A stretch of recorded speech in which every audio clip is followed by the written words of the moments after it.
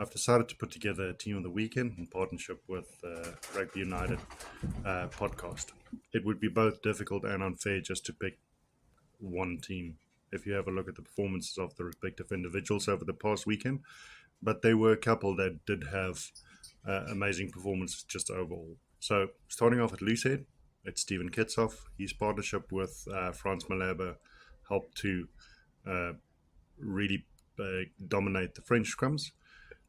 He worked hard on the loose. He had a couple of good runs, and he was especially impressive on the defensive side. In Nuka, we're going to look at Peato Mauvaku. Uh, he was a standout for the French.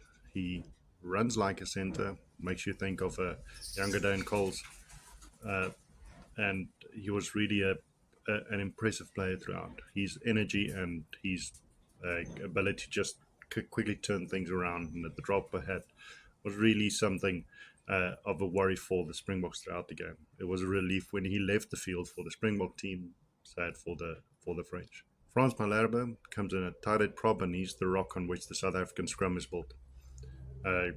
He helped dominate the scrums with his partner in crime, Stephen Kitshoff, and he actually put in a good amount of work off the ball as well, where he put in his tackles, where he really worked on defense at rack time as well. So he played well all around.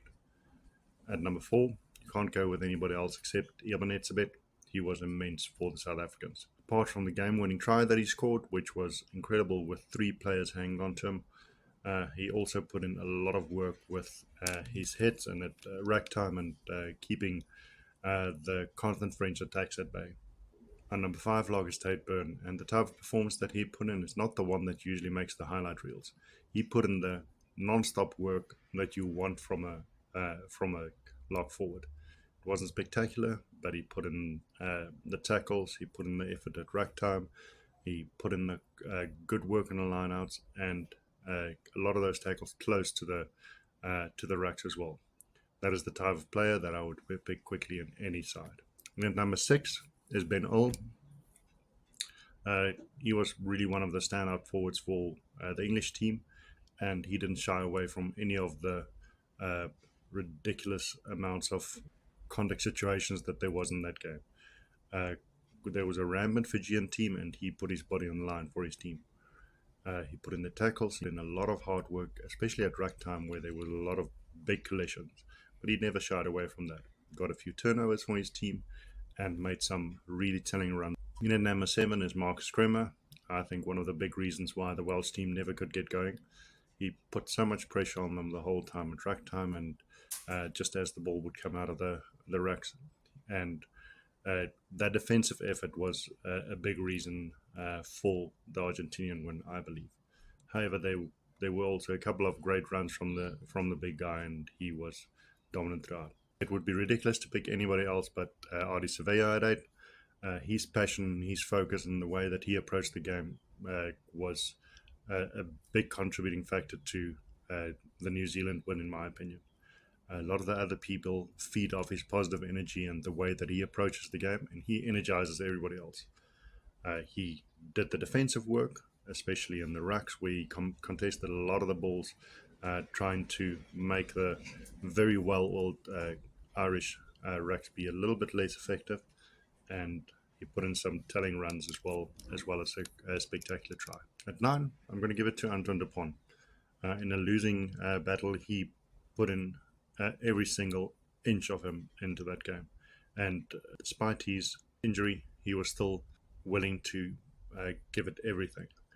He only had 3 weeks to recover, and nobody can tell me that a fracture heals in 3 weeks. That is just not the way it works. But his accurate passing, and especially his accurate box kicking, something that the French would have suffered without.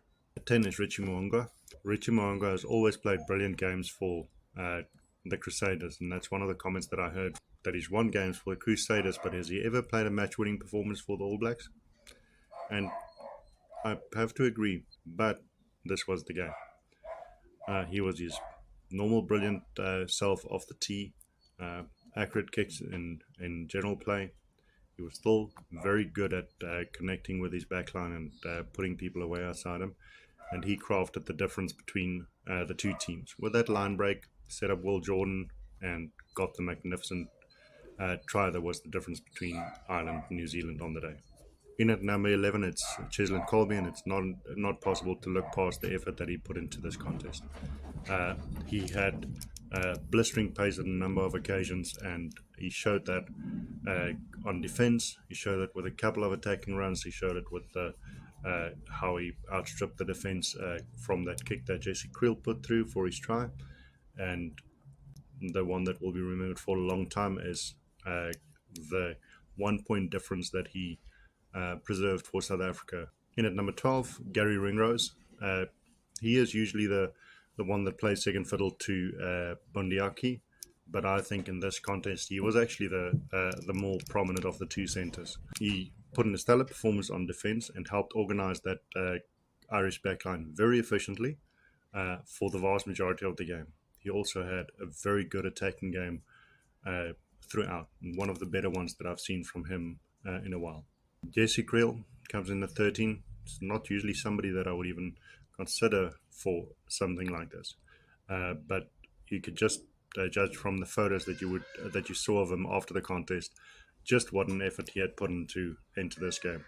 He was absolutely relentless on defense against a French team that had their massive centers running at him constantly, but he never faltered in that. He kept going at it non-stop.